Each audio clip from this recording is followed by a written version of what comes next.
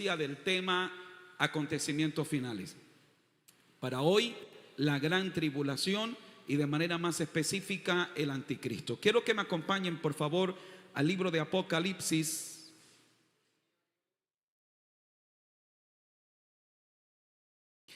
Capítulo 5, vamos a leer en el capítulo 5 y en el capítulo 6 unos versículos, por lo menos los de el interés para hoy.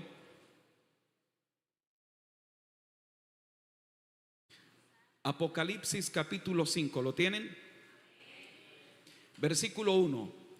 Y vi en la mano derecha del que estaba sentado en el trono un libro, y ese libro estaba escrito por dentro y por fuera, sellado con 7 sellos.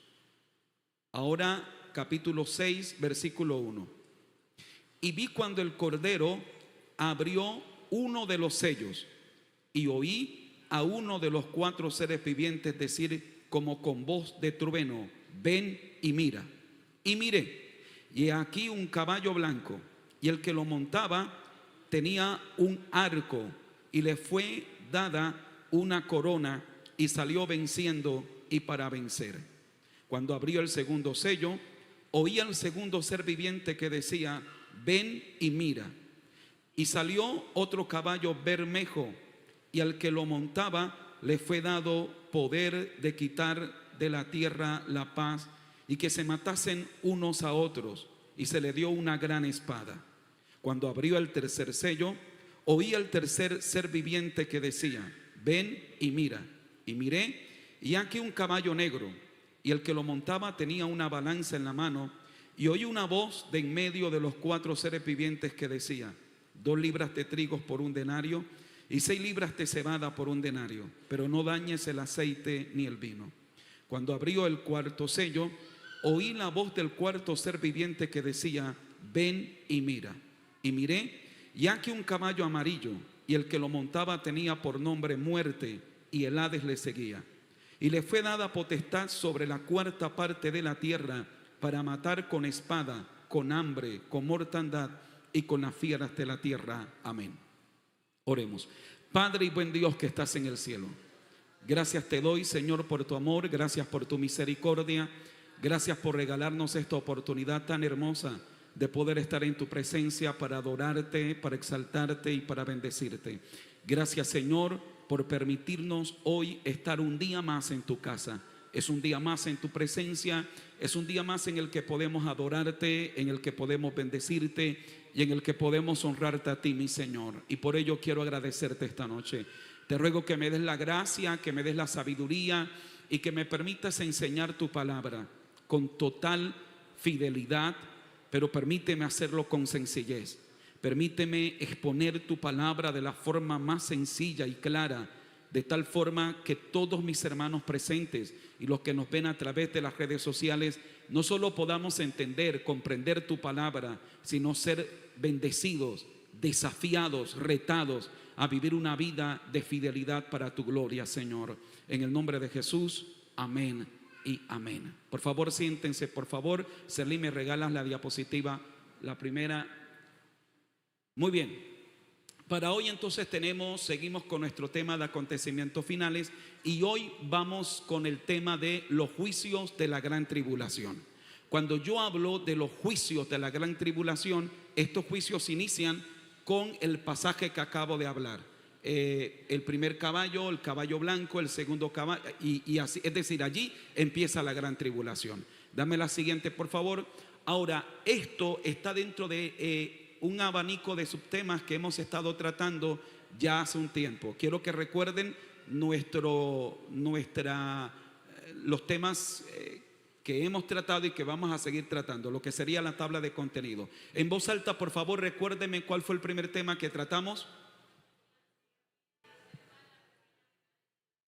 Ok, los que alcanzan a leer. Segundo, bueno, ese fue el primer tema que tratamos, las profecías cumplidas de la primera venida del Señor. Al tocar ese tema lo hicimos porque hay que llegar a una conclusión muy práctica. Si las profecías que hablaron de la primera venida del Señor se cumplieron, evidentemente las profecías que hablan de la segunda venida del Señor también se cumplieron. En esa ocasión vimos cualquier cantidad de profecías que se hicieron en el Antiguo Testamento sobre la venida del Señor y unos detalles tan extraordinarios y la forma tan precisa, milimétricamente precisa como se cumplió. Esto para aumentar nuestra fe y entender que hay más profecías de la segunda venida del Señor que lo que hubo de la primera. Y si el Señor se cumplieron las profecías de la primera venida, mi querido, mi querida, la segunda venida del Señor también vendrá. El segundo tema que tratamos, ¿cuál fue? Hicimos un análisis breve sobre las 70 semanas de la profecía de Daniel, ya que al hablar de acontecimientos finales es importante dar una panorámica a estas profecías. Número 3, ¿qué hablamos? Es el tema que ya pasamos. Y luego el tribunal de Cristo y las bodas del Cordero, que acabamos de tratar la semana pasada. Para hoy entramos con la gran tribulación. Seguido a la gran tribulación viene la segunda venida de Cristo. Allí vamos a establecer la diferencia que hay entre rapto de la iglesia y segunda venida de Cristo. Luego la batalla de Armagedón, luego el juicio a las naciones, luego el reino milenial de Cristo, Gog y Magog, el juicio ante el gran trono blanco y cielo nuevo y tierra nueva. Por supuesto, esta es una guía de contenido y podríamos decir que una guía de los temas principales. Pero luego, dentro de todos esos temas, el Apocalipsis presenta lo que llamamos paréntesis. Algunos de esos paréntesis son temas agregados que necesitamos considerar y otros subtemas que salen de allí. Por ejemplo, la semana pasada también vimos el tema de la resurrección, que está de forma implícita en la doctrina del arrebatamiento de la iglesia. Entonces, como ese caso, vamos a mirar algunos temas que salen. En algún momento les voy a explicar un poco sobre lo que es el tiempo de los gentiles y la plenitud de los gentiles, qué significan los dos términos. Habrá un día que dedicaremos un espacio a hablar de esos dos conceptos, de tal forma que de estos temas se desprenden otros temas igual de importantes. Serlín, por favor, regálame la siguiente diapositiva. Muy bien. No, por favor, no me la des completa, dámela para ir paso a paso. Muy bien. Y me quitas de la pantalla por un momento a mí. Muy bien. Quiero otra vez que recordemos el cronograma que les hice con la finalidad que podamos en nuestra mente tener la estructura de lo que es el orden de los acontecimientos finales. Yo me quedé en el tiempo, ya esto de este tipo de diapositivas ya no se usan, pero yo me quedé en el tiempo, ustedes me la van a recibir, especialmente los jóvenes que ya usan Canva y otras cosas más, todavía más sofisticadas. Yo soy de la vieja guardia. Muy bien, por favor, todos atentos al cuadro. Ojo, porque cuando termine le voy a pedir a alguno de ustedes que me explique todo el proceso de lo que será esta parte de la gran tribulación. Así que todos bien concentrados a la pantalla, por favor. Muy bien. Lo que tengo aquí es una especie de maqueta, de mapa de lo que será el acontecimiento final. Primero iniciamos con el rapto de la iglesia. Una vez que ocurre el rapto de la iglesia, a mano derecha del rapto de la iglesia, inicia la semana número 70 de la profecía de Daniel. ¿Ok? Ocurre el rapto de la iglesia, inmediatamente se activa la semana 70 de la profecía de Daniel.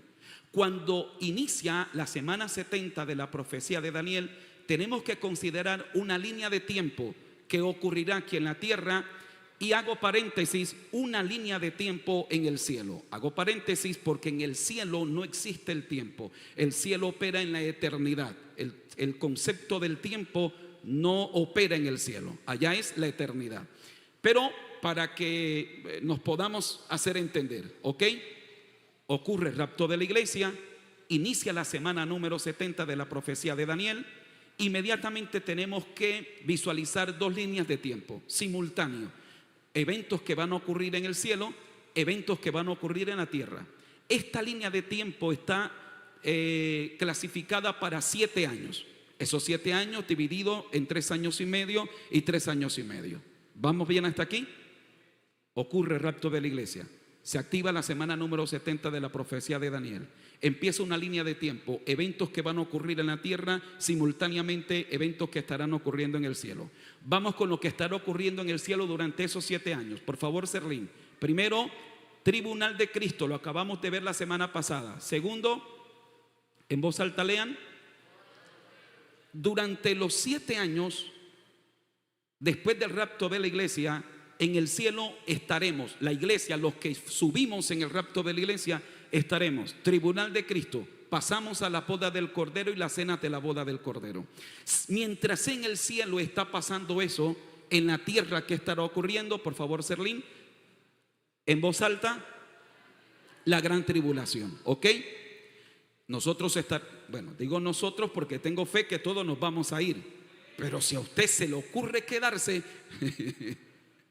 pues sepa lo que viene para la tierra. En la tierra estará la gran tribulación de los que vamos a hablar hoy. Y ya le voy a explicar por qué es gran tribulación y por qué no es buen negocio quedarse. Así que mientras nosotros en el cielo estaremos recibiendo recompensas en el tribunal de Cristo, estaremos ya consumando esa unidad eterna con Cristo en las bodas del Cordero, estaremos celebrando la cena de la boda del Cordero. Mientras nosotros estemos allá, aquí en la tierra, este mundo estará vuelto un caos, hermano, realmente un caos con la gran tribulación. ¿Cuándo culminan esos 7 años? Por favor, Serlín. Esos 7 años culminan con la segunda venida de Cristo. Y con la segunda venida de Cristo se desprende otro sinnúmero de acontecimientos que vamos a estar estudiando. Yo subrayo estos. Primero, el Señor viene en su segunda venida, inmediatamente ocurre la batalla de Armagedón. Termina la batalla de Armagedón, ocurren algunas cosas, juicio a las naciones, Satanás, el anticristo es preso con el falso profeta, Satanás, etcétera. Y luego el Señor implanta su reino milenial. ¿Ok? Muy bien, por ahora nosotros nos vamos a concentrar en, ya terminamos con lo que está ocurriendo en el cielo, ahora vamos a empezar los 7 años aquí en la tierra. Muy bien, por favor, Javier Novoa, me explica el cuadro. Démele un micrófono por ahí al siervo si lo tienen disponible. O venga por acá, Natán, y le llevas el mío. Téngame por favor uno disponible, uno inalámbrico.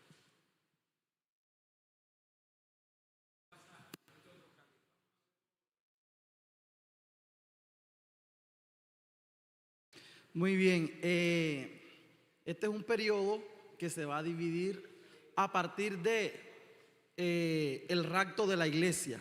Es el primer acontecimiento que se da. Luego del rapto de la iglesia inicia la semana 70, se da el cumplimiento de la semana 70 de Daniel. Y a partir de eso también se da 2 acontecimientos paralelos, uno en el cielo y otro en la tierra. En el cielo se va a dar el tribunal de Cristo y las bodas del Cordero. A la vez que se está desarrollando el tribunal de Cristo, bodas del Cordero en el cielo, acá en la tierra se está dando la gran tribulación. Luego de la gran tribulación acaba este lapso de tiempo con la segunda venida del Señor. Y cuando viene el Señor en su gloria, entonces se desarrolla la batalla de Armagedón y después se instaura el reino milenial de Cristo.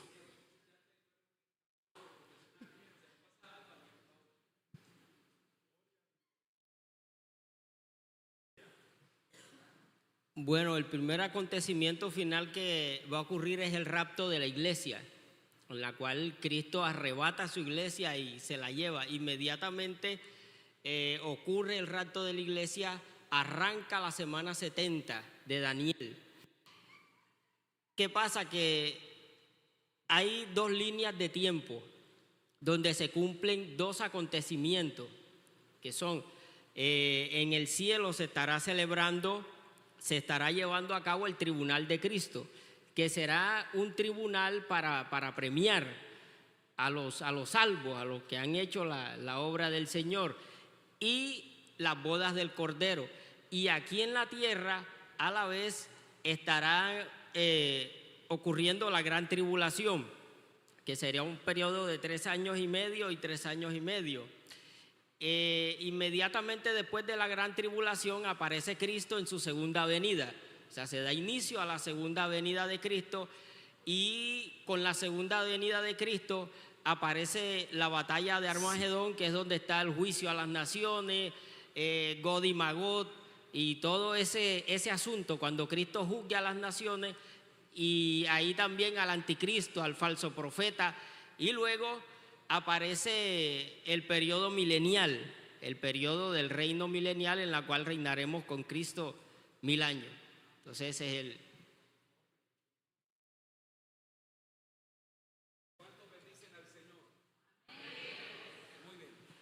Bueno, yo creo que logramos el objetivo, que ustedes en su mente tengan ya la claridad de cómo es el proceso. Ya aquí tenemos dos escatólogos de primera línea, gloria al Señor. Muy bien, ahora nos vamos a concentrar en lo que será la gran tribulación como tal. Dame la siguiente, Serlín, por favor. Vamos bien hasta aquí, ¿verdad? ¿Me estoy haciendo entender? ¿Alguno tiene alguna pregunta hasta aquí? Bueno, lo importante es que ya, Señor...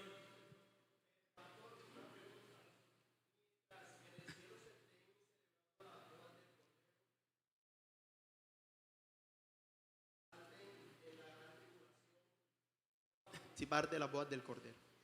No porque precisamente ellos van a resucitar ya para esa parte final. De tal manera que ellos vienen como invitados. Es decir, cuando hablamos de las bodas del Cordero la semana pasada, habríamos que mirar quiénes son los invitados a las bodas del Cordero. Y entre esos van a estar los que resucitan. Recuerden que cuando empecemos a estudiar el quinto sello, ahí están las almas de los decapitados. Ellos van a estar hasta el final de la gran tribulación, hasta que se complete el número de los salvados. Es decir, hasta que el último que se salve durante ese periodo de la gran tribulación se ha completado. Entonces allí es cuando ellos van a, Dios tendrá que hacer con ellos una especie de resurrección. Lo consideramos cuando hablamos la doctrina de la resurrección, porque su cuerpo tendrá que ser transformado como el de nosotros. Así que con ellos habrá un trato diferente a nosotros, que pasamos por el proceso de glorificación, nuestro cuerpo transformado, glorificado, tribunal de Cristo, y entramos a la boda del Cordero. ¿Ok? Muy bien.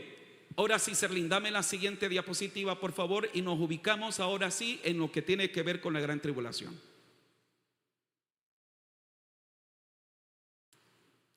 Bien, por favor, se me ubican otra vez aquí en este cuadro. La gran tribulación. Debajo, la línea de tiempo. Esa línea de tiempo ya ustedes saben que es de 7 años. Pero esos 7 años van a estar divididos en 2 periodos. ¿Ok? 7 años divididos en 2 periodos. En la parte de arriba, el primer periodo, 3 años y medio. En la parte de arriba, el segundo periodo, número 2, 3 años y medio. Y en esos 3 años y medio hay 3 series de juicios. A saber, 7 sellos, 7 trompetas y 7 copas. Aquí está, digamos que el esquema de cómo va a ser la gran tribulación. Necesito que se concentren en esto para que ahora que empecemos a dar ya toda la parte teórica, ustedes en su mente tengan como el esquema, ya tengan el mapa y sepan cómo vamos a ir. Por eso necesito que se me concentren con esto. Muy bien, les repito, gran tribulación. La parte inferior, la línea de tiempo que dura 7 años. Esos 7 años están divididos en 2 partes en las que habrán 3 series de juicio. Estas 2 partes, número 1, 3 años y medio, número 2, 3 años y medio. Por favor, Serlín. Muy bien. En la primera parte, que son 3 años y medio, inicia con el tema que vamos a tratar hoy. El primer sello se abre y sale un caballo blanco. La gran tribulación tiene esos 2 periodos. La primera mitad de la gran tribulación es un periodo de aparente paz, ¿ok? El caballo blanco que vamos a estudiar hoy representa esa aparente paz. Pero después del caballo blanco viene un caballo ¿de qué color? Después del caballo blanco viene uno de color bermejo, que es un rojo, y habla de la guerra. Y esto lo podríamos ubicar en lo que será la segunda mitad de la gran tribulación, o la parte final del primer periodo. Por favor, Serlín. De tal manera que ahí estaría el desenlace de la gran tribulación. ¿Ok? A ver, esto ya sería una consideración muy personal mía. Hay personas que dicen que la gran tribulación de forma intensa inicia desde el primer día. Hay otros que consideramos que la gran tribulación, aunque a los 7 años se le llama gran tribulación, dado que los 3 años y medio son de aparente paz, entonces la segunda mitad de la gran tribulación es donde realmente se van a desatar los juicios más terribles sobre la tierra. Por lo tanto, en esa segunda mitad de la gran tribulación, que equivale a ¿cuántos años? 3 años y medio.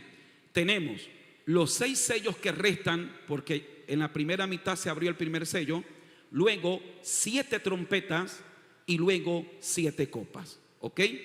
Esto, mis queridos, es la gran tribulación. Así que de esta manera les entrego un pequeño esquema para que en su mente tengan un esquema de qué es la gran tribulación. Una línea de tiempo de 7 años, dividido en 2 periodos en los que se van a desarrollar 3 series de juicio. Esas 3 series de juicio son 7 sellos, 7 trompetas y 7 copas. Pero en la primera mitad de la gran tribulación, que es un periodo de aparente paz, y digo aparente paz porque la Biblia dice que para ese tiempo, cuando digan paz y seguridad, vendrá destrucción repentina. ¿Ok? De manera tal que la primera parte de la gran tribulación correspondería a lo que hoy vamos a hablar: la aparición del anticristo, que impone una aparente paz y logra conseguir lo que todo el mundo quiere conseguir y lo que Donald Trump quiere conseguir en este momento: la paz en el Medio Oriente.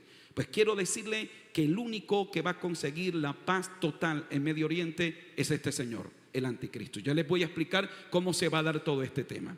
Segundo, luego viene el desarrollo, el desenlace de lo que es la gran tribulación, o el resto, que serían los 6 sellos que faltan, las 7 trompetas y las 7 copas. Muy bien. Perdónenme si esto resulta un poco enredado, pero es la manera que considero más pedagógica, o que se me ocurre a mí para ayudarles a que en su mente les vaya quedando el esquema, y que a medida que yo voy explicando cada juicio, pues usted lo pueda relacionar mejor. ¿Cómo vamos hasta aquí? Sí, señor.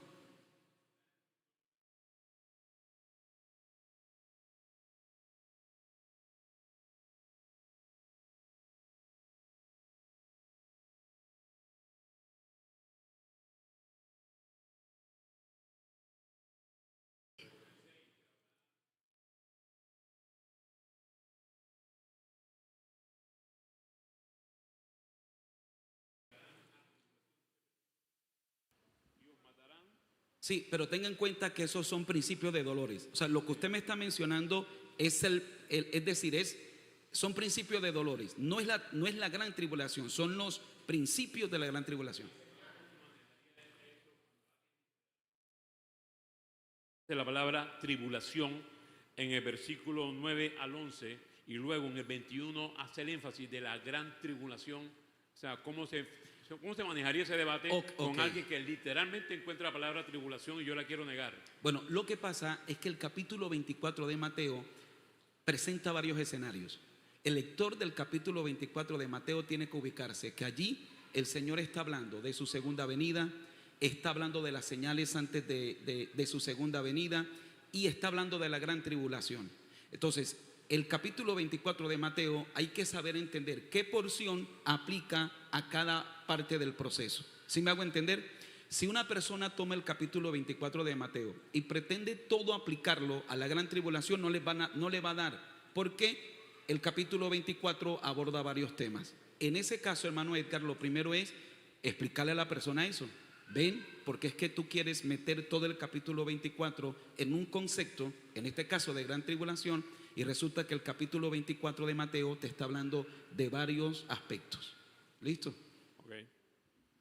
Es más, nosotros casi siempre lo utilizamos para hablar del arrebatamiento de la iglesia, pero en un estudio minucioso, aunque toca del arrebatamiento de la iglesia, la base está en lo que será la segunda venida del Señor.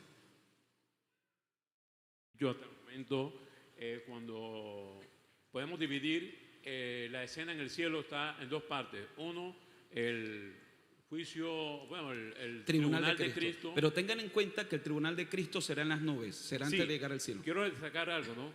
Que ahí notamos cómo el Señor divide la escena en 2 partes. En el cielo se divide en 2 partes. La primera es el tribunal de Cristo y la que sigue es la boda del Cordero. En la escena que se da en la tierra está la tribulación y la segunda parte, la gran tribulación.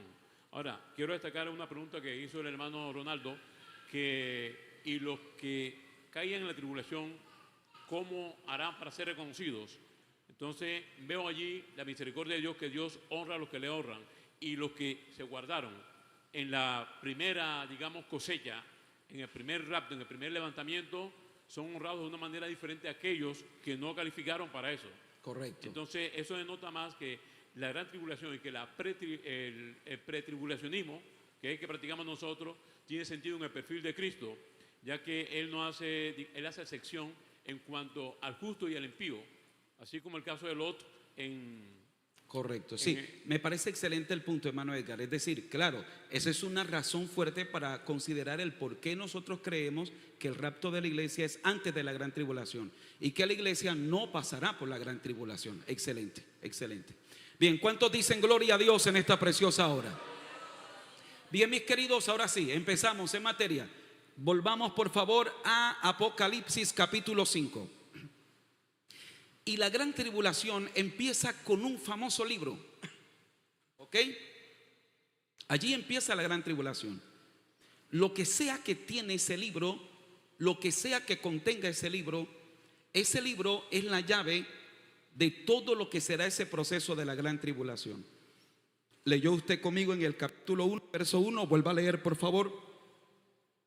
Y vi en la mano derecha del que estaba sentado en el trono un libro, y ese libro estaba escrito por dentro y por fuera. Y ese libro tenía ¿cuántos sellos? Ok, 7 sellos. Ahora capítulo 6, verso 1. Vi cuando el cordero, ¿qué hizo el cordero? Es decir, abrió el primer sello. Y oí a uno de los 4 seres vivientes decir con gran voz de trueno: ven y mira. Y miré, y aquí un caballo blanco, y el que lo montaba tenía un arco, y le fue dada una corona, y salió venciendo y para vencer. Muy bien. Dado que todo el inicio de la gran tribulación está determinado por este libro, creo que debemos preguntarnos qué es ese libro. ¿Ok? ¿Y por qué los sellos? El concepto de sellos en el libro a nosotros no nos cuadra. Es decir, si yo le digo que era un libro, pues usted inmediatamente, cuando yo le hablo de un libro, usted se imagina un libro como este. ¿Ok? Y si además le digo que ese libro tiene 7 sellos, probablemente usted se va a imaginar que son sellos, es decir, tal vez no nos cuadra a nosotros. Así que lo primero que tenemos que entender es qué clase de, cómo era ese libro y dónde estaban los sellos. Serlín, por favor, regálame esa diapositiva para que ustedes en su mente sepan cómo era el libro, ¿ok? Y cómo eran los sellos. Para la antigüedad los libros eran rollos en realidad. A esos rollos se les llamaban libros. Luego, cuando había un documento que era un documento de mucha confidencialidad o de gran importancia, se colocaban varios sellos. Algunos le podrían colocar un sello, otro en este caso tiene 7 sellos. Y los sellos son esos, son sellitos que aseguran que el libro o que ese rollo nadie lo pueda abrir, porque en el momento que alguien abra el sello, ese sello es hecho de una especie de cera o de tal manera que cuando se parte, cuando lo abren, se parte. Si lo manipulan, el sello, la monedita arriba se parte fácilmente. Inmediatamente se evidencia que a ese rollo o a ese libro lo abrieron. Muy bien. Entonces ya en nuestra mente tenemos la idea de cómo es el libro y cómo eran los sellos. Los sellos que va a abrir, que se van a abrir son esos. Se abre el primer sello. ¿Y qué ocurre cuando se abre el primer sello? Sale un caballo blanco, ¿ok? Muy bien. Ahora, la segunda pregunta que tenemos que responder es: ¿por qué ese libro es tan importante? ¿Qué contiene ese libro? ¿Y por qué ese libro tiene que relacionarse necesariamente con la gran tribulación? Es decir, de ahí salen todos los juicios de la gran tribulación. Literalmente, de allí salen todos los juicios. Porque cuando se abre el séptimo sello son los 7 juicios siguientes, que son las 7 trompetas. Y cuando se llega a la séptima trompeta son o introduce las 7 copas de la ira de Dios. Así que todos los juicios que van a haber sobre la tierra durante la gran tribulación están contenidos en ese libro. Muy bien. Yo no tengo tiempo, lo cual me encantaría, y si usted puede en casa hacerlo, hágalo. Pero cuando usted considere el capítulo 5, hay una imagen extraordinaria de lo que será la redención, la consumación de la creación aquí. A ver, cuando Dios creó a Adán y a Eva, por favor, necesito que se me conecten aquí para que sepan de dónde viene este libro y luego podamos asimilarlo mejor. Cuando Dios creó a Adán y Eva, recuerden que Dios le dijo a Adán, lo puso a señorear sobre toda la tierra. Así que Adán es el señor de la tierra. ¿Ok? ¿Ok? Es el rey de la tierra Adán. Pero ¿qué pasó cuando Adán y Eva pecaron? Perdieron todo. Perdieron el derecho a la presencia de Dios, salieron del huerto del Edén, perdieron el reinado, perdieron todo. Y como él cayó en batalla, perdió en franca lid ante Satanás, ¿qué hizo Adán y Eva? El hombre le cedió sus derechos a Adán. Ahora es por eso que usted va a encontrar en el Nuevo Testamento que a Satanás se le conoce como el príncipe de este mundo, el Dios de este siglo. Otro detalle, cuando Satanás, el Señor fue al desierto a ayunar 40 días y Satanás fue a tentarlo, ¿recuerdan qué le dijo Satanás al Señor en la última tentación? Le dijo, le mostró todos los reinos de este mundo. Le dijo, el Satanás le está diciendo al Señor, mira, todo esto me pertenece, todo este planeta me pertenece a mí. El Señor no lo desmintió. El Señor no le dijo, Satanás, mentiroso, eso me pertenece a mí. ¿Ok?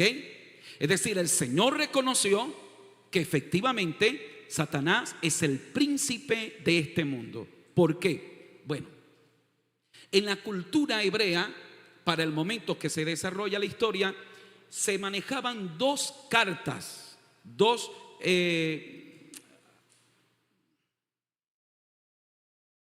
cartas o dos rollos, dos escrituras.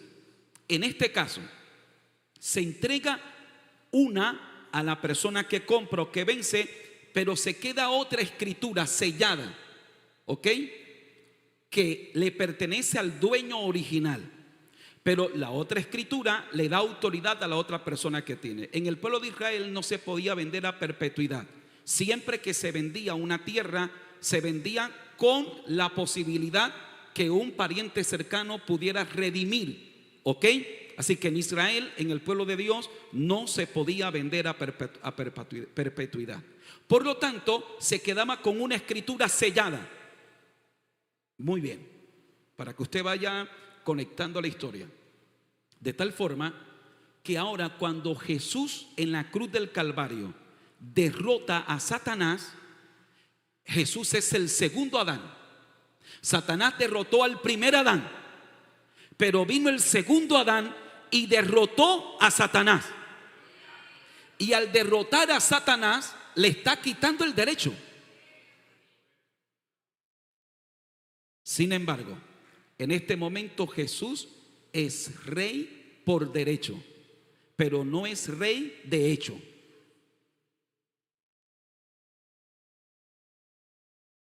¿Ok? En nosotros sí, Él reina en nosotros, pero Jesús no reina en todas las personas. Satanás sigue siendo el príncipe de este mundo.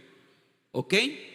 Y tiene enceguecidos los corazones y hay mucha gente que le adora. Recientemente se hizo una convención de brujería y hechicería promovida por el mismo gobierno. Hermano, no me voy a meter en política yo aquí. Yo soy predicador de la palabra, pero ay, Dios mío. Hay gente que uno dice, pero ¿cómo entiende este cristiano la vida?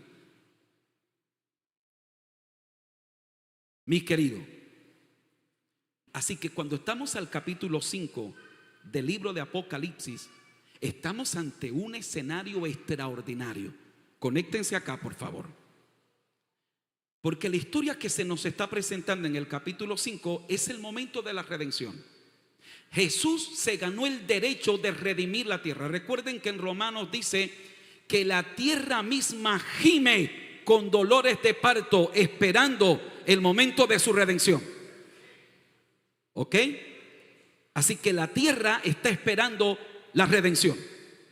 De tal manera que lo que encontramos en el capítulo 5, dice la Biblia que hay uno sentado en el trono y tenía el libro que les acabo de mostrar, igual a ese en su mano, o por lo menos para que usted tenga una idea, en su mano, y está sentado en el trono. Pero Juan dice que Juan empezó a llorar, y Juan lloraba y lloraba. ¿Por qué lloraba Juan?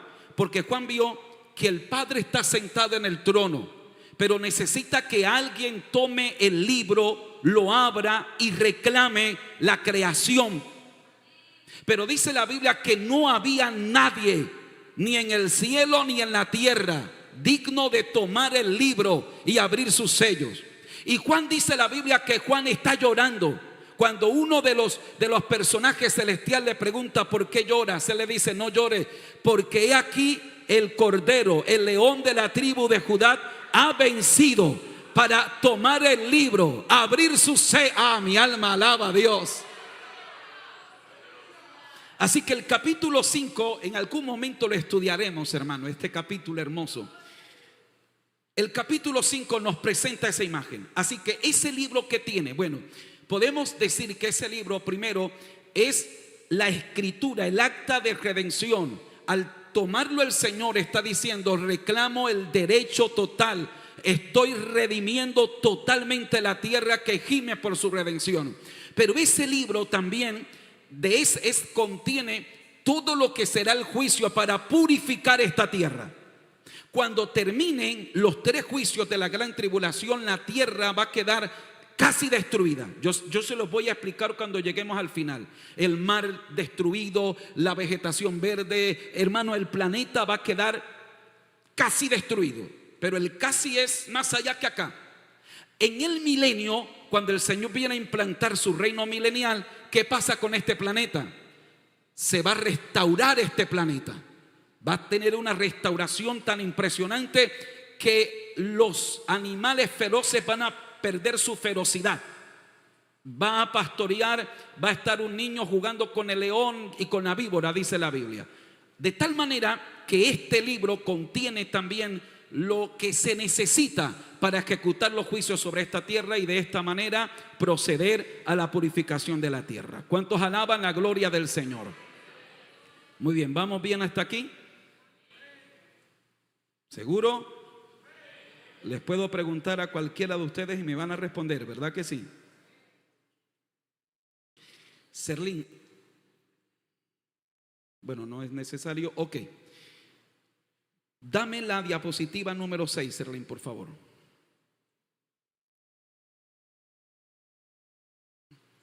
Sobre este tema de la gran tribulación, miremos cómo la Biblia aborda este tema. Si pueden leer, número 1, la Biblia se refiere a este tiempo de la siguiente manera. Número 1, ¿cómo? El día del Señor. Eso está en Amós 5:18. Número 2, el día de la angustia de Jacob. Ahí está en la cita bíblica. Número 3, la ira venidera. Número 4, un día de gran ira. Número 5, la ira del Dios Todopoderoso. Número 6, la indignación. Y número 7, la hora de la prueba. En cualquier caso, a este periodo de la gran tribulación, la Biblia siempre lo cataloga como algo en lo que viene para la tierra es terrible. Y este periodo entonces inicia con el versículo 1 del capítulo 6. Muy bien, se abre el primer sello, el Señor toma el libro. ¿Quién está abriendo los sellos? Jesús, el Cordero, toma el libro, rompe el primer sello y cuando se abre el primer sello sale un caballo blanco. Y aquí entramos en materia. Primero,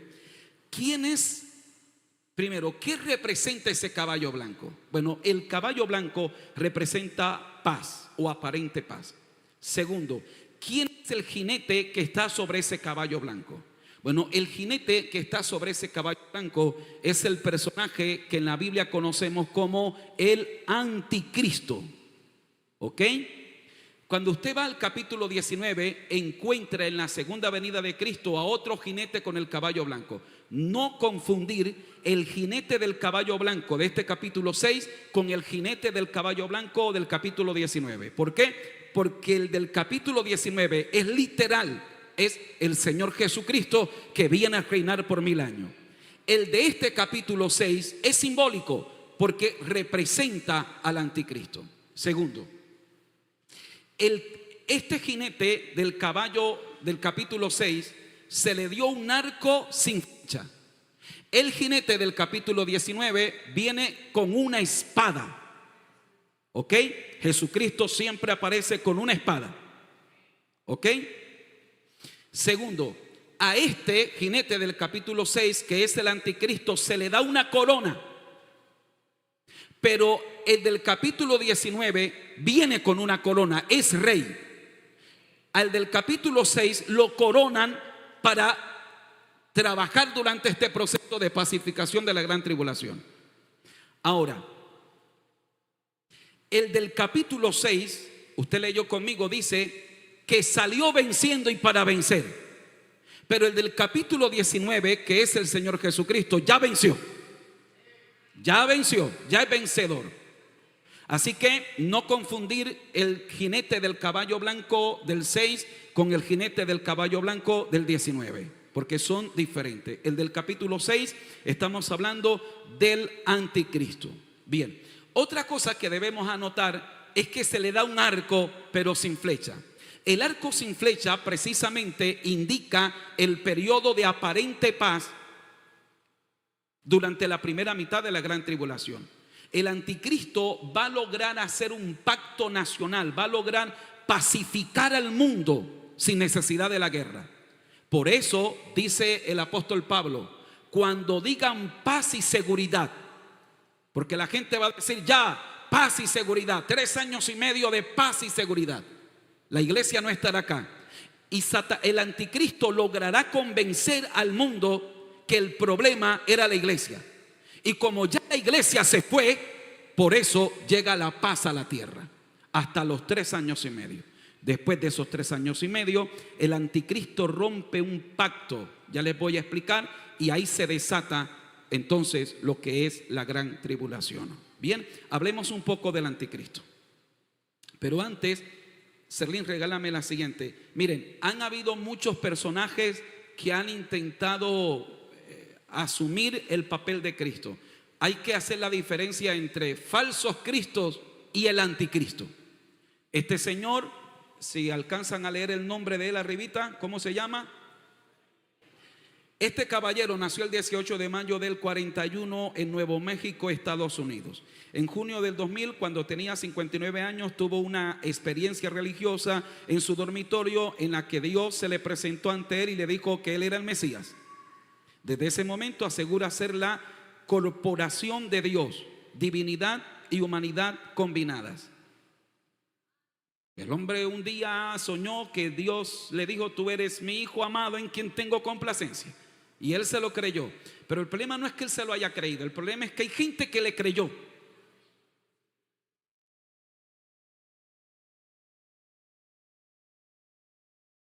¿Este es el anticristo? No, este es un anticristo, un falso Cristo. Siguiente, Serlín. Bien, aquí tenemos este como con máscara del que nos presenta la tradición de Hollywood. ¿Cómo se llama este caballero?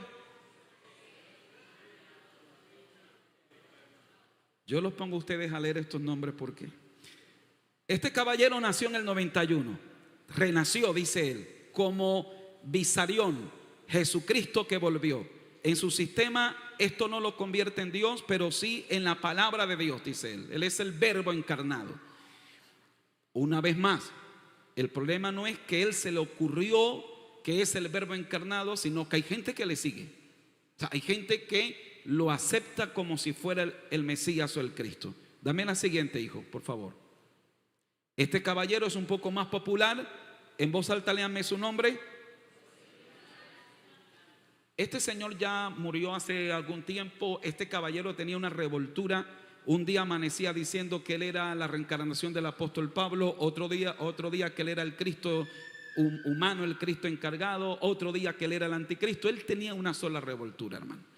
Una vez más, el problema no es que a este se le ocurra decir algo, el problema es que la gente le seguía. Y este caballero, que era puertorriqueño, tenía bastante gente seguidora. Creo que empezando, sí, cuando estábamos hablando de las señales antes del fin, les toqué el punto de este señor. Yo recuerdo que en una de las noticias tradicionales del país, en los canales nacionales, se estaban entrevistando a personas seguidoras de él. Entre las personas, que habían varias colombianas, es más, yo recuerdo que en Arjona, yo era miembro todavía de la iglesia en Arjona, y había un movimiento de él en Arjona, pequeño, pero habían personas seguidores de él en Arjona. Pero el caso de la señora que le cuento, porque él decía que él era el anticristo y que el 666 no era malo, que ese era un número de sabiduría, etcétera. La gente, sus seguidores, se marcaban el 666. La señora, que la tengo en mi mente, mostraba a la cámara el 666 y lo besaba y decía: este es Papito Dios, porque así le decían a él, Papito Dios. Lo más tremendo es que la señora en la entrevista decía: yo era cristiana, evangélica, como usted y como yo, decía ella, pero ahora sí tengo la verdad. Ahora sí, Papito Dios, diciéndole a él, me iluminó. El tema, mis queridos hermanos, es que hay gente que es ciega por ignorancia, pero hay gente que es ciega porque quiere ser ciega. O sea, este señor nunca engañó a nadie, él dijo lo que era. Es decir, en un momento él salió en una entrevista drogado, literalmente drogado, diciendo con todo el orgullo que la cocaína más sabrosa que existía era la de Colombia. Es decir, sus seguidores sabían que él consumía la cocaína. Pero precisamente él también implementó un tema doctrinal que decía que lo que peca es la carne y que no es el espíritu. Así que como lo que peca es la carne, él con su carne podía hacer lo que quisiera, porque al final su espíritu seguía siendo intacto. Repito, escuchar a una mujer que fue cristiana como tú y como yo, que alababa a Dios como tú y como yo, que recibía la palabra como tú y como yo, ahora besando un número 666 en sus brazos, diciéndole Papito Dios a este caballero y diciendo que ahora sí tiene la verdad, lo hace a uno estremecer. Pero ¿de qué nos sorprendemos? Si la Biblia dice que por cuanto no creyeron a la verdad, Dios les envía un espíritu de error para que crean a la mentira. Mis queridos, por eso no se puede jugar con Dios y con el evangelio. Porque hay gente que se vuelven obstinados con Dios y entran en una rebeldía con Dios. Y Dios termina enviándoles un espíritu de error y esas personas terminan creyendo entonces a la mentira. Dame la siguiente, por favor, hijo. Aquí tenemos a otro un poco más, es decir, cada vez como tratando de acercarse más a Cristo. ¿Cómo se llama este señor? Los Álvaros están hoy de moda, ¿no? Conocido como INRI. Este era de Brasil. Igual este caballero con varios seguidores. ¿Este es el anticristo? No, es un anticristo. Y bueno, y por ahí tengo otro y tengo otro. Serlín, dame la número 12, por favor. Correcto. Una de las señales, vendrían falsos cristos y vendrían falsos profetas. Mis queridos, mantengámonos firmes en nuestras convicciones. No permitamos que ninguna malicia de las tinieblas nos termine enredando. Nosotros tenemos la palabra profética más segura. Yo aprecio mucho que usted me quiera, espero que usted me quiera, por lo menos yo a usted sí lo quiero, y yo aprecio mucho que usted me respete, y yo aprecio mucho que usted me tenga en alta estima. Pero por favor, nunca piense ni que yo soy perfecto y mucho menos que mi palabra equivale a la Biblia. Porque el día que usted haga eso, de tomarme a mí o a cualquier hombre en esta tierra, a cualquier pastor, político, lo que sea, el día que usted lo coloque en el nivel de Dios, eso se llama idolatría. Y usted está cometiendo un grave error. Al pastor Carlos se le quiere, se le respeta, pero se le puede cuestionar. Con respeto se le puede decir: pastor, usted se equivocó porque me equivoco. ¿Ok? Al pastor Carlos hay que escucharlo y hay que mirar si lo que él está hablando realmente está con la Biblia. Porque yo no soy mejor que el apóstol Pablo. Y al apóstol Pablo, cuando él predicaba, los hermanos de Berea llegaban a la casa a mirar si lo que Pablo les enseñaba era lo que estaba en la Biblia. Y al día siguiente Pablo no se paraba a hablar de los desconfiados que desconfían del apóstol, como no, todo lo contrario. El día siguiente Pablo les decía: los felicito, ustedes son un ejemplo a seguir. Porque Pablo tenía bien claro que él era un hombre al que se debe corroborar que su conducta esté de acorde con la palabra del Señor. Y si su conducta está de acorde con la palabra del Señor, lo respeto y lo sigo. Si no, qué pena, pero no.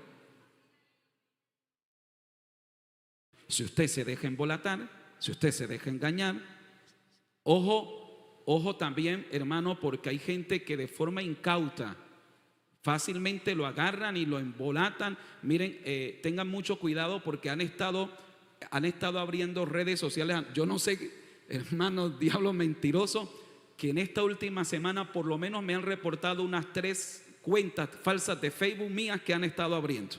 O sea, es una locura. Y el tema es que para pedir plata, yo no mando a pedir plata a nadie y tampoco utilizo las redes sociales para pedir plata. Mi querido hermano, uno tiene que ser espabilado. Este mundo está muy malo como para uno ser caído del zarzo. No, uno tiene que tener discernimiento. ¿Cómo? Uno tiene que estar aterrizado. ¿Ok? Dele un aplauso fuerte al Rey de Reyes y Señor de Señores.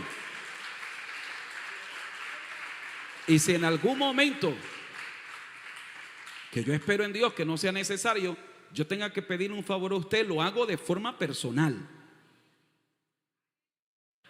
¿Oyó? Entonces, los queridos hermanos que nos están viendo a través de las redes sociales, por favor no se deje estafar a nombre mío, porque están abriendo redes sociales y envían mensajes en los que se supone que yo estoy pidiendo una colaboración para la iglesia y doy una profecía y luego cobro por la profecía. Señor, reprenda al diablo. Pero tengan mucho cuidado, por favor. Muy bien, así que ahora sí, si este personaje es el anticristo, hablemos un poco de él. Dame la diapositiva, ahí la tienes, muy bien. Porque la Biblia se refiere a este caballero de diferentes maneras. Nombres con los que se conoce el anticristo en la Biblia. Primero, cuerno pequeño, así se le llama en Daniel 7, 8, 24 al 26. Número 2, ¿cómo más se le llama? El rey que se exalta. Número 3, la abominación desoladora. Esta abominación desoladora, mis queridos hermanos, tiene 2 aplicaciones. Cuando lo utiliza Daniel, su primer cumplimiento está en un personaje llamado Epifanio que profanó el templo sacrificando un cerdo en el templo y de esa manera profanó el altar. Pero en la profecía se conoce algo como ley de doble referencia, es decir, una profecía puede tener una aplicación inmediata y una futura. Dado que el Señor aborda luego esta misma profecía y el Señor la hace extensiva, entendemos que viene una abominación desoladora. ¿Cuándo va a ocurrir esto? Según los versículos que estamos leyendo, mis queridos hermanos, en la primera mitad de la gran tribulación, el anticristo va a lograr hacer un pacto con todas las naciones, incluyendo Israel.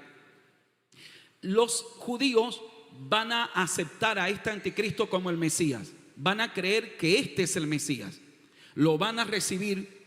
¿Cuándo se van a dar cuenta que no es el Mesías? Dice el texto que a la mitad, después de tiempos y medio tiempo, este señor profana, entonces profana el templo, y ahí es donde los judíos se dan cuenta que este no era el Mesías.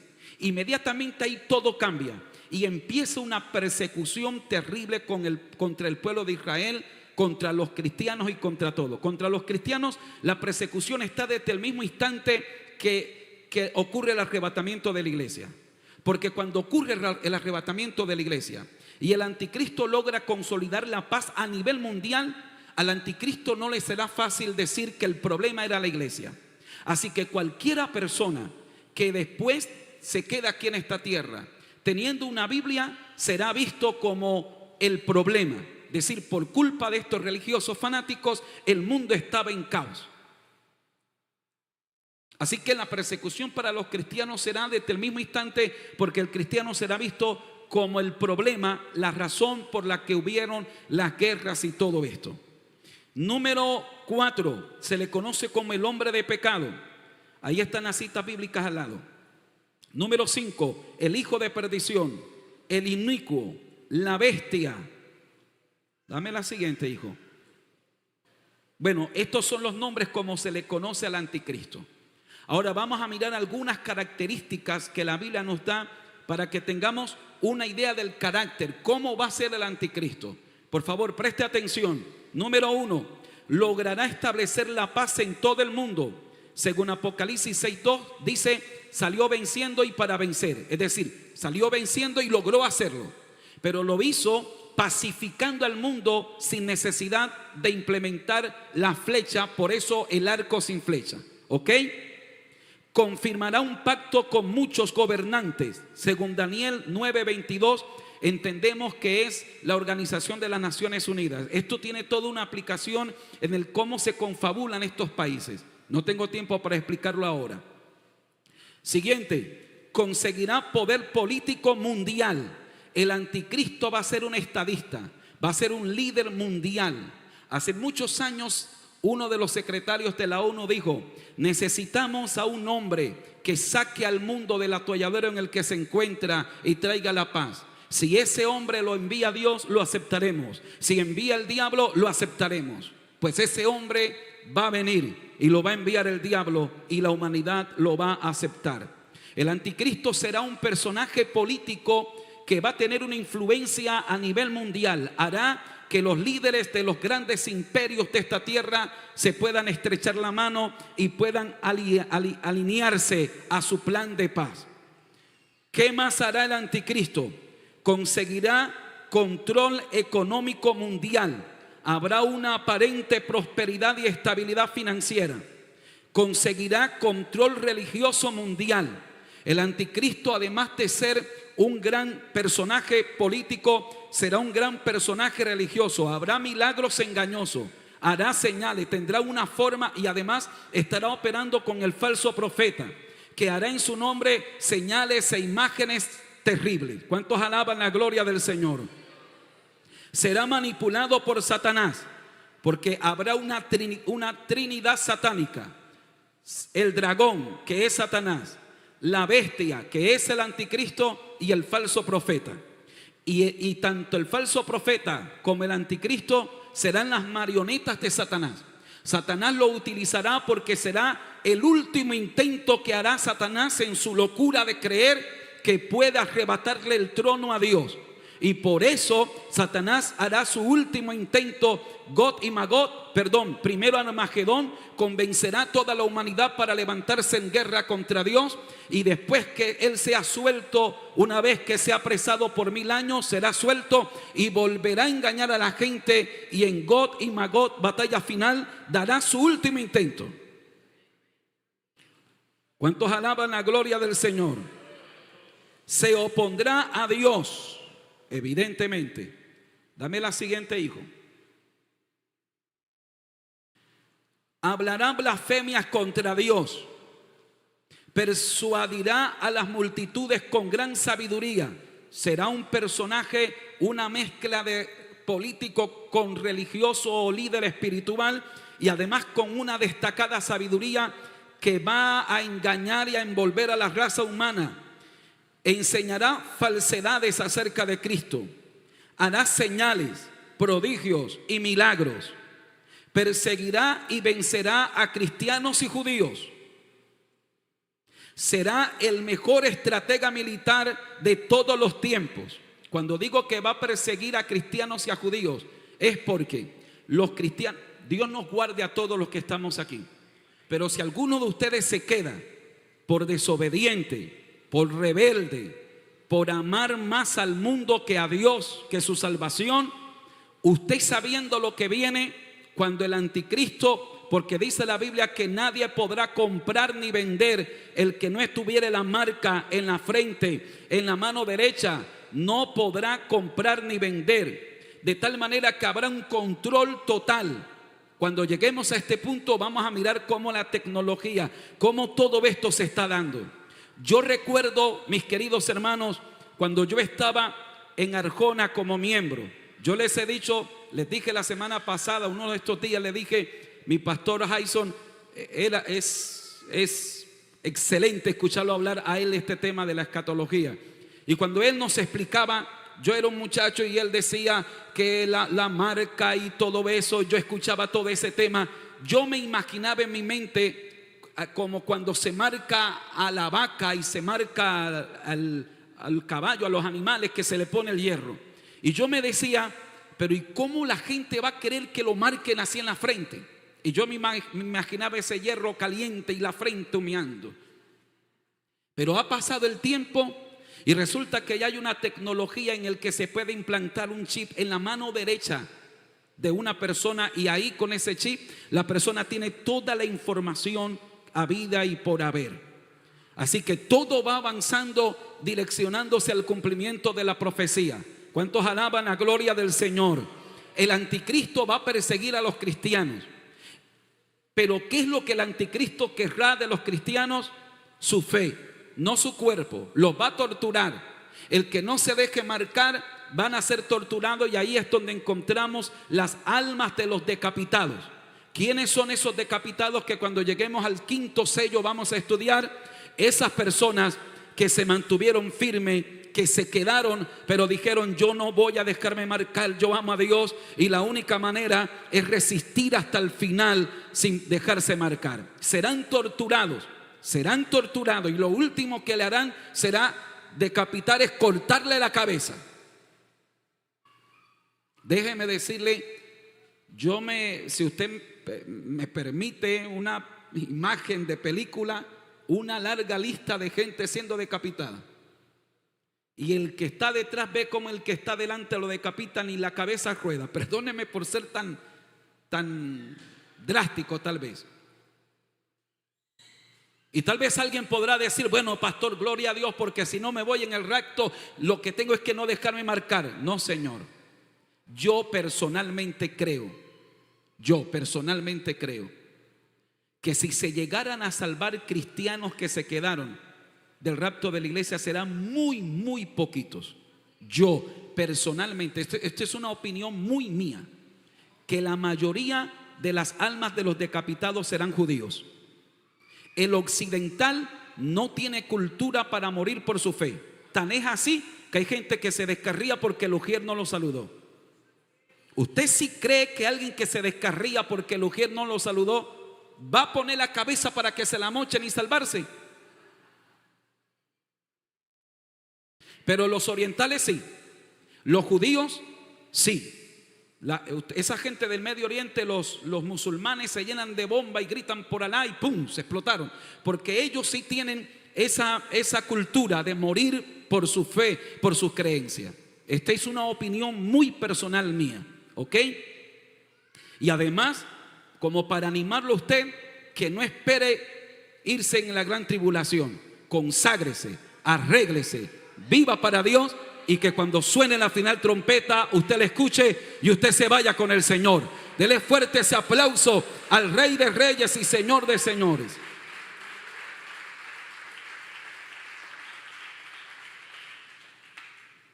Cambiará los tiempos y la ley. Gobernará el mundo en 2 periodos de 3 años y medio cada uno. Ya eso se lo expliqué. Dame la siguiente, hijo. Será el mayor apóstata de la historia. Será el mayor satanista e idólatra de la historia. Será la simiente de Satanás. Hará un pacto con Satanás. Yo aquí tengo que decirle que también es otro concepto muy personal mío, pero creo que tiene una fuerte lógica. Ya les voy a explicar por qué. Para mí, el anticristo será judío. Tiene que serlo.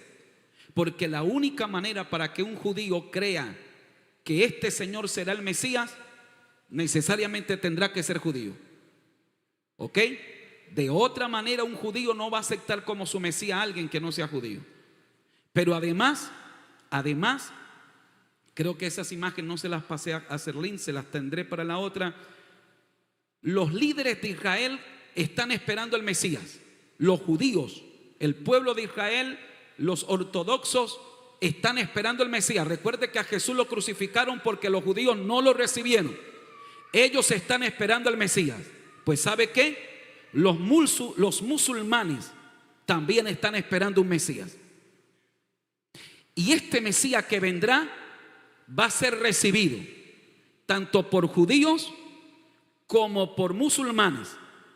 Usted me dirá, pastor, ¿y cómo podrá hacer eso? No es difícil, porque tanto los musulmanes como los judíos vienen de la misma raíz, Abraham. Así que habrá algún punto en el que estos dos pueblos se unirán, y allí es donde habrá la verdadera paz. Yo aplaudo y yo doy gloria a Dios por todos los esfuerzos que se están haciendo. El presidente Donald Trump acaba de firmar el principio de un acuerdo de paz. Yo no soy muy, realmente no soy, quisiera yo serlo, muy positivo en que el acuerdo se dé. Por dos razones. La primera, porque en el mundo solo habrá paz para este tiempo. La segunda, porque ahí hay muchos intereses de parte y parte. Jamás, difícilmente se va a desarmar.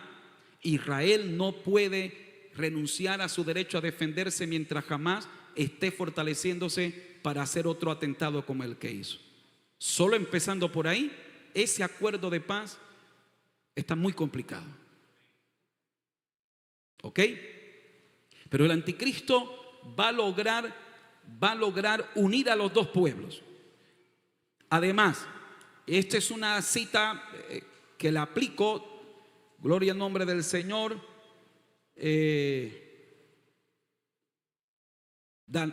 Daniel 11:37. Luego será el mayor homosexual, y aquí también es una percepción muy personal mía. Este versículo dice que él no hará caso del amor de las mujeres. Esto puede significar una de dos cosas. Para mí la segunda, pero entiendo que puede significar otra cosa. Esto puede significar que será un hombre, una especie de eunuco, que no le gustan las mujeres sin que necesariamente sea homosexual. O número dos, que cuando dice que no hará caso del amor de las mujeres es porque su atracción es hacia el sexo masculino. De ser así, hermano mío, esto va en toda la línea de las ideologías de género y todo lo que hoy en día se está aplaudiendo en el mundo entero. Los grandes países en Europa hace años legalizaron, hermano, cualquier cantidad de aberraciones. A lo malo le llaman bueno y a lo bueno le llaman malo. Sin embargo, entiendo que este sería un punto discutible. Para mí yo lo entiendo así, que no hará caso del amor a las mujeres, que será un impulsor del homosexualismo. Pero usted puede entenderlo, si quiere, que simplemente significa que no le gustarán las mujeres. No hay ningún problema por eso. Será el hombre más engreído, será herido de muerte y Satanás lo resucitará. Ya llegaremos a ese punto de Apocalipsis capítulo 13 en su momento. ¿Cuántos alaban la gloria del Señor? Bien, ya aquí le he dado un panorama de cómo será el anticristo. Ahora, ¿cómo terminará el anticristo? Y ya termino. Y cierro la Biblia para que usted vea que sí voy a terminar.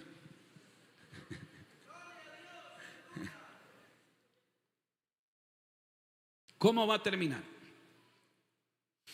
Con la segunda venida de Cristo, en la batalla de Armagedón, el anticristo va a convencer a todas las potencias militares de ese momento a enfrentar una batalla contra extraterrestres. Mire, mi hermano, en este momento esas películas como Los Vengadores que se reúnen para hablar porque viene Thanos, ayúdenme los hijos míos, o sea, y viene, bueno, estos villanos que vienen de otros países, de otros planetas, pero que el planeta tiene héroes y tiene armas especializadas para ese tipo de batalla. Hermano, eso tiene un ¿qué? ¿Un qué? Un simbolismo, preparando mentalmente. O sea, las grandes armas nucleares en secreto se preparan para lo que podría ser una guerra de talla de cualquier magnitud. De tal manera que imagínese el cuadro, en la segunda venida del Señor viene Jesús, vienen los ángeles, venimos nosotros. Eso va a ser una batalla. Y imagínese, porque en el rapto de la iglesia no todo ojo le verá, solo los que nos vamos. Pero en la segunda venida de Cristo todo ojo le verá. Todo ojo le verá.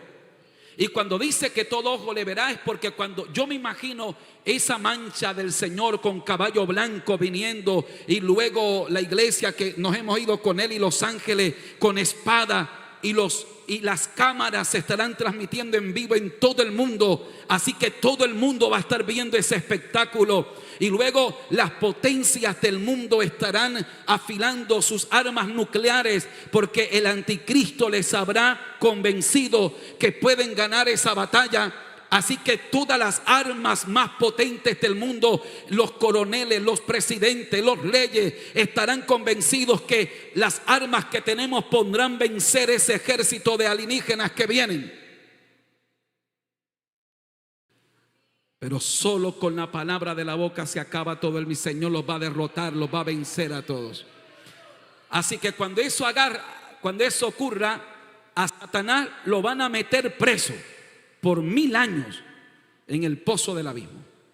Pero al anticristo y al falso profeta lo van a meter en el lago de fuego. Ellos van a inaugurar el lago de fuego, y así será el fin del anticristo. ¿Quiénes más terminarán en el lago de fuego? Todos los que estén en el infierno y todos los que se pierdan y tengan que comparecer ante el juicio del gran trono blanco. Eso se los expliqué la semana pasada cuando les hablé de las dos naturalezas de la resurrección, la segunda resurrección. Muy bien, hemos terminado la primera parte de nuestro tema, la gran tribulación, el primer sello, el jinete del caballo blanco, y hemos estudiado la persona del anticristo. Mis queridos, esto es serio, y lo que viene para este mundo, créame que es serio. Aquí no hay tiempo que perder. Aquí, si estamos chuecos, hay que enderezar lo que tengamos chueco. Si estamos cansados, hay que agarrar fuerza de debilidad, sacar fuerza de debilidad y avanzar. Si estamos heridos, el Señor nos va a sanar, pero aquí no hay plan B. Aquí hay que avanzar, aquí hay que seguir adelante. Una vez que hemos puesto la mano en el arado, no podemos mirar atrás, hermano. No podemos mirar atrás. No estemos jugando al evangelio. Por favor, no estemos jugando al evangelio.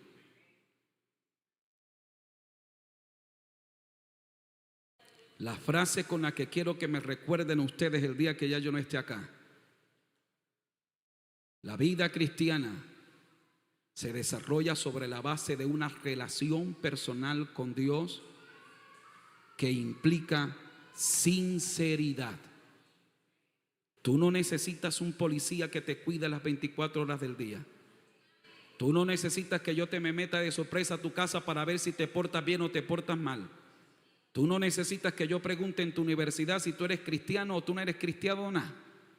Tú no necesitas que yo vaya por tu barrio a preguntar, cuénteme de la vecina que dice que es evangélica, que estoy seguro que si lo hiciera me decepcionaría de muchos de los que hablan en lengua y danzan aquí.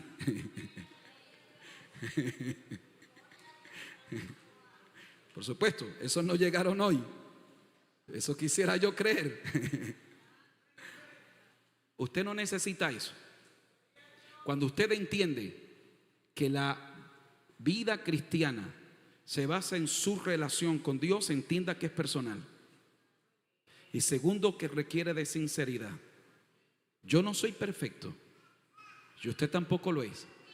Yo me equivoco, y usted también se equivoca. A mí me gustaría decirle que yo no me desanimo. A mí me gustaría decirle, hermano mío, que yo ando en el Monte Carmelo. No, yo hay veces que vengo aquí a predicar porque me toca venir a predicar. Y le digo a mi esposa, ¿quieres predicar? Y ella dice, yo no. Digo, me tocó. Yo soy el pastor, pero yo libro batallas. Yo soy el pastor, pero hay veces, hermano mío, que uno está enfermo, que uno está cansado, que uno está agotado. Pero yo no me voy a abandonar, yo no voy a tirarme, yo no tengo ganas de ser cristiano. No, es que esto no es porque yo sienta, ni porque yo tenga ganas. Esto es una determinación, esta es una decisión. Yo decidí servir a Cristo. Deje de ser cristiano sensual. No estoy diciendo sexual, sensual. Sensual es que vive por los sentimientos, por los sentidos. Hoy estoy alegre, hoy canto los coros con alegría porque estoy alegre. Mañana estoy triste, hoy no voy ni para la iglesia porque estoy triste. No seamos cristianos sensuales. Seamos cristianos por convicción, por decisión. Tenga hambre o esté lleno, soy cristiano. Esté animado o esté desanimado, como quiera, soy cristiano. Tenga ganas de orar o no tenga ganas de orar, soy cristiano. Tenga deseo de leer la Biblia o a veces abro la Biblia y no soy capaz de leer ni un versículo, aún ahí soy cristiano. Nada ni nadie nos podrá separar del amor de Dios que es en Cristo Jesús. Esto no es porque yo siento pajarito o yo siento paloma o yo siento fuego. Esto no se trata de sentir, esto se trata de una decisión. La decisión de servir a Cristo. Lo sienta o no lo sienta. Por fe andamos, no por vista. Porque hay gente que el diablo los tiene embolatados. Que tú no recibes el bautismo del Espíritu Santo, que tú no hablas en lengua, que tú no danzas. Mira cómo todo el mundo danza. Mira que la fulana que cómo danza y tú en cambio no. Y entonces hay gente que yo no voy a ser cristiano porque no siento nada. ¿Y quién te dijo que hay que sentir para ser cristiano? Muéstramelo por la Biblia. Muéstrame por la Biblia que tú tienes que sentir para ser cristiano. Tú no tienes que sentir nada, tú tienes que tomar una decisión en tu corazón, confesar a Cristo, hacer un compromiso de seguir al Señor, lo sienta o no lo sienta. Yo decidí servir a Cristo. Si Él en su amor y en su misericordia, Él me permite experimentar su gloria, qué bueno. Pero si no lo llegara a experimentar, yo sé que Él está en mi corazón, yo sé que Él está conmigo, yo sé que Él está aquí. Y no tengo que ver una pluma de ángel para saber que Él está aquí. Yo sé que Él está aquí porque la Biblia dice que Él está aquí y punto. Así que avance en el nombre de Jesús. Si te caíste, levántate. Si te equivocaste, ¿qué esperas? ¿Quedarte ahí para que el diablo te esté bombardeando? No, levántate y ven al trono de la gracia. Acércate confiadamente al trono de la gracia. Pide perdón a Dios y Él te va a perdonar. Porque si confesaremos nuestros pecados, Él es fiel y justo para perdonar nuestros pecados, dice la Biblia. Así que, hermano, aquí no hay más que hacer. Aquí hay que echar para adelante porque lo que viene es peor. Lo que viene para este mundo es peor. Y si usted anda por ahí creyéndose el avispado, que yo ando haciendo cosas malas y el pastor no sabe, y el pastor me pone a predicar y el pastor me pone a cantar, yo sí soy vivo, engaño al pastor. No, mi viejo, usted no me está engañando a mí, se está engañando usted. Usted se está engañando. Y usted sabiendo que está mal y se traga la Santa Cena y sabiendo que está mal y acepta pasar al altar y usted sabiendo que está mal, jugando con Dios, lo que viene para esta tierra y lo que viene para el creyente que anda con esa doblez es cosa seria. Mi hermano, aquí no hay plan B. Aquí hay que, si está chueco, enderécese. Aquí si está desanimado, mire cómo se anima. Aquí si usted está cansado, saque fuerza de debilidad, pídasela a Dios. Pero aquí no hay más. Aquí hay es que avanzar, porque Cristo viene pronto. Cristo puede venir esta noche. Cristo puede venir antes que este culto termine. Puede venir en el transcurso de la semana, como puede demorar un año o más. Pero que cuando Cristo venga, nos encuentre preparados. Nos encuentre con un corazón sincero. Nos encuentre con un corazón sincero. Que no nos encuentre con resentimiento. Colóquese de pie, porque siento que estoy empezando a predicar yo. Que cuando Cristo venga, mi hermano, no nos encuentre con resentimiento en el corazón. Si tú no cabes con tu hermano aquí en la tierra, tampoco vas a caber allá en el cielo. Así que mira bien lo que vas a hacer tú. Porque o cabes aquí en la tierra con tu hermano, o no cabes allá en el cielo. Y usted no permita que el diablo le meta en la cabeza: yo no voy a la iglesia porque hay un montón de chismosos. El problema es que que de verdad son chismosos, pero esos chismosos se pueden arrepentir y se van para el cielo, y usted se queda. Entonces, esto es una vida personal con Dios. Usted y Dios, usted y Dios, usted y Dios, usted y Dios, usted y Dios. Viva para Dios de corazón. Viva para Dios con un corazón sincero, contrito y humillado. Padre, gracias te doy en esta preciosa hora. Gracias por tu palabra, Señor. Tu palabra es viva y eficaz y más cortante que cualquier espada de dos filos. Que esta tu palabra haga la obra para la cual tú la has enviado en esta preciosa hora. Que esta tu palabra cumpla el propósito, Dios mío, en tu pueblo, en tu iglesia. En el nombre de Jesús de Nazaret, en los amigos y hermanos que nos están viendo a través de las redes sociales, que tu palabra también, Dios mío, les pueda tocar a ellos. Padre, en el nombre de Jesús, ayúdales, obra en ellos, obra de manera poderosa, Padre, por el poder bendito de tu palabra, en el nombre de Jesús. Y que nosotros podamos vivir una vida piadosa, una vida rendida a ti, una vida, Dios mío, con temor tuyo. Que haya temor tuyo en el corazón de todos nosotros, Padre. Que haya temor de Dios, que haya, hermano, yo quiero que usted levante su mano derecha, dígale: Señor, dame temor, dame temor. Yo quiero tener temor de Dios, temor de Dios, temor de Dios, porque hace falta temor de Dios, hace falta temor de Dios. Cuando hay temor de Dios, uno no hace cosas y las tapa. Cuando hay temor de Dios, si uno comete un error, uno va al trono de la gracia a decir: Dios mío, perdóname, yo no puedo seguir tapando esto. Dígale: Señor, pon temor tuyo en mi corazón, pon temor tuyo en mi corazón. Padre, y ayuda a tu pueblo. Ayúdame a mí en primer lugar, porque soy el más necesitado, soy el más urgido. Ayúdame, Dios mío, te ruego. Ayúdame, Padre eterno, y ayuda a mis hermanos en esta preciosa hora. En el nombre de Jesús de Nazaret, que cuando tú vengas por tu pueblo, por tu iglesia, nosotros estemos preparados y nos vayamos contigo, mi Señor. En el nombre de Jesús. Amén, Señor, y amén. Dele un aplauso fuerte al Rey de Reyes y Señor de Señores.